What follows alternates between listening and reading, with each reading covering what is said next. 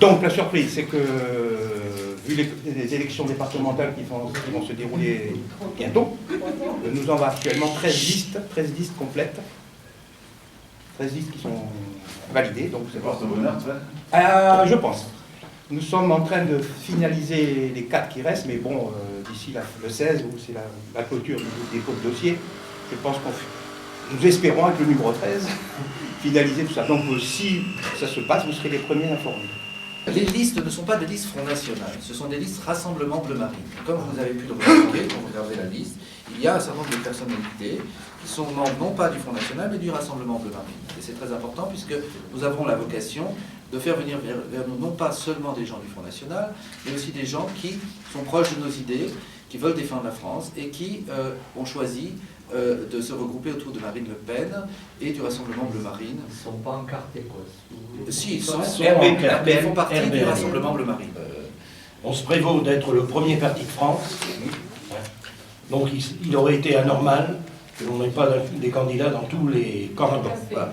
Alors, premier parti de France, mais aussi premier parti du Lot, puisque, comme vous le savez, nous sommes arrivés en tête aux élections européennes, avec, dans la première circonscription, 19,8% et à l'échelle du département, 18,82%, devant les socialistes. Et deuxième accord, voilà.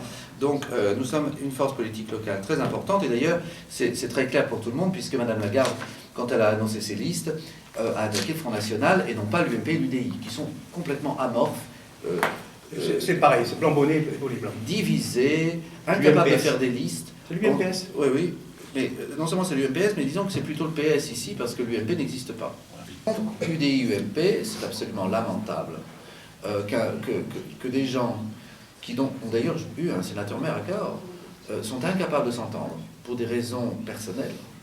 Aurélien Pradier, qui est sortant conseiller général, ne se présente pas. Alors, il va dire que c'est parce qu'on lui a coupé son canton, mais enfin, il n'a pas beaucoup de courage politique. Hein. On voit très clairement la manœuvre. En gros, et puis d'ailleurs, il décourage les listes dans son entourage, apparemment. Ça permet d'éviter d'avoir des concurrents éventuels pour les régionales et législatives. Donc, on voit très bien que l'UMP n'a pas de vision. La personne qui voudrait en être le leader n'est pas capable de l'être, puisque, en fait, il détruit autour de lui plutôt que de construire, alors que nous avons construit, justement, hein, en l'espace d'1 an, nous avons construit une base militante très active, ça soit d'ailleurs sur les rues, dans les rues et dans les campagnes, avec un engouement très particulier de la population pour nos idées d'ailleurs, hein, comme on l'a vu pendant les élections. Donc l'UMP et l'UDI sont complètement désorganisés, découragés, sans vision, amorphes et sans programme. Voilà. Donc la seule force politique qui reste dans le Lot d'opposition, c'est le Front National.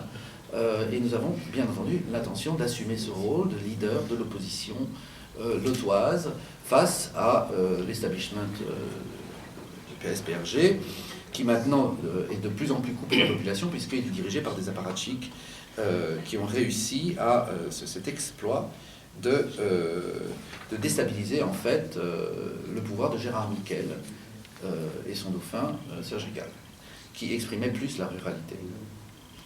Donc là, nous avons quand même un gros problème qui va se poser, et c'est pourquoi d'ailleurs nous appelons les électeurs du Lot à bien voir qu'ils ne seront plus défendus par cette caste justement qui vient se substituer à l'autre et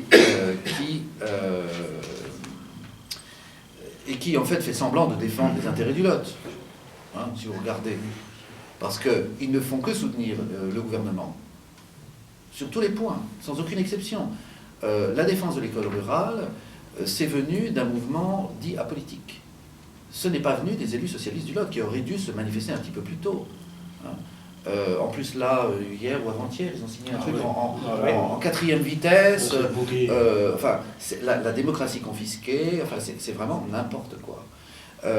Et en fait, tous ces gens ne cherchent qu'une chose, c'est à conserver leur siège, leur place. Voilà. La place est bonne, la gamelle, voilà, c'est ça, la gamelle, c'est tout ce qui compte. Voilà. Alors pourquoi vous êtes candidat? Pour essayer de rentrer dans les conseillers, futurs conseillers départementaux, pour avoir donc du 109 au niveau donc, de ces institutions et donner un grand coup de pied dans la fourmilière politique actuelle. Notre sort, si je puis dire, notre élection est entre les mains des Lotoises et des Lotois. Donc de voir s'ils veulent continuer dans la même mouture, hein, dans le même système, ou avoir de nouveaux qui pourraient apporter un plus et un 109. Et je remarque que vous avez beaucoup de jeunes là. Oui, Il y a beaucoup de jeunes, oui. nous avons essayé avez de la mettre moyenne un d'âge jeune Oui, à 45 ans. Vous l'avez mis là peut-être? Oui, je l'ai mise. Alors c'est là, dans le premier paragraphe, vous avez moyenne d'âge de 45 ans. Alors, si vous prenez cette liste-là, vous calculerez 47, mais en fait c'est 45 parce que j'ai pris les âges exacts avec les mois. Donc quand on fait ça, eh bien on trouve 45 ans. C'est relativement jeune. Voilà. Une deuxième chose qui est importante aussi, c'est que nos candidats sont issus de tous les milieux. Ça va même de l'ancien SDF au chef d'entreprise. Hein. En passant par les étudiants. En passant par les étudiants, les cadres administratifs, les cadres commerciaux, les entrepreneurs, etc. etc. Donc reflète la société française, mais aussi reflète la diversité culturelle de la France. Et en particulier, nous avons sur nos listes des gens qui sont français, bien sûr, et qui ont choisi la France justement, et qui sont des personnalités issues de l'immigration. Il y a quand même un thème principal de toute cette campagne, malgré tout, c'est la défense du département en tant qu'entité, puisque les départements, comme vous le savez, sont vidés de leur substance. Après avoir essayé de les supprimer, on les a vidés de leur substance en réduisant leurs compétences dramatiquement. Par conséquent, c'est pas ainsi qu'on renforce la proximité, donc le Front National est complètement opposé à cette vision. Notre vision, c'est État, département, commune, et non pas Europe, région et communauté de communes. Hein. Voilà, donc c'est d'ailleurs un déni de démocratie que d'avoir fait cette réforme. En plus, on ne sait même pas, comme l'a dit René, quelles vont être les missions. Ça vient de passer à l'Assemblée, mais ça...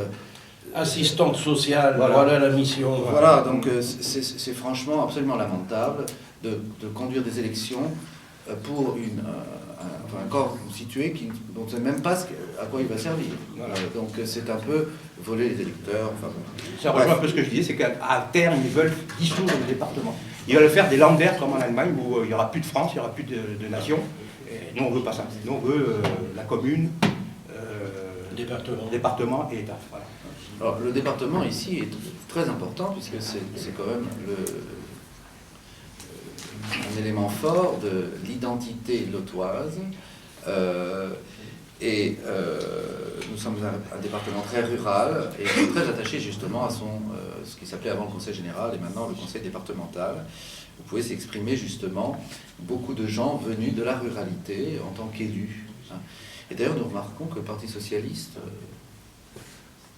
a comme tête de liste Madame Lagarde, qui est une apparatchik bien pensante, et qui, elle, par contre, n'est absolument pas issue de la ruralité.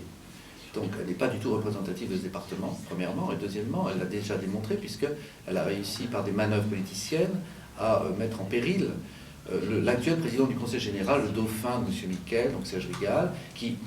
Bon, nous sommes opposés à eux, bien entendu, mais Serge Rigal et Gérard Miquel étaient quand même des personnalités venues du monde rural.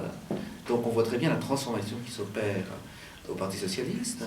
Une bande d'apparatchiks prend le contrôle d'un département dont ils n'ont finalement pas grand-chose à faire, puisque de toute façon, ils ne connaissent pas les problèmes et les problématiques de la ruralité, qui sont les problématiques essentielles de ce département. Voilà. Voilà, merci à vous. Eh bien, c'est super. Voilà. Merci beaucoup. Merci.